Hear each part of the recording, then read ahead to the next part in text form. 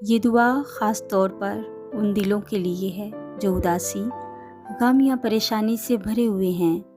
اگر آپ کا دل بوجھل ہے اور نیند آپ سے روٹھی ہوئی ہے تو یہ دعا آپ کے لیے سکون کا ذریعہ بن سکتی ہے۔ رات سونے سے پہلے خدا سے بات کریں تاکہ وہ آپ کے خوف، فکر اور تھکن کو دور کر کے آپ کو سکون بھری نیند عطا فرمائے۔ اے عزیزو، آج کی دعا کا عنوان خدا کی حضوری میں رات گزارنے کی دعا۔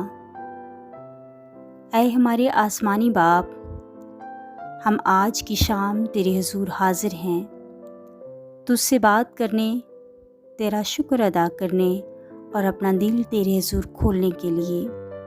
دن بھر کی مصروفیت کے بعد ہم تیرے حضور سکون تلاش کرنے آتے ہیں۔ شاید یہ دن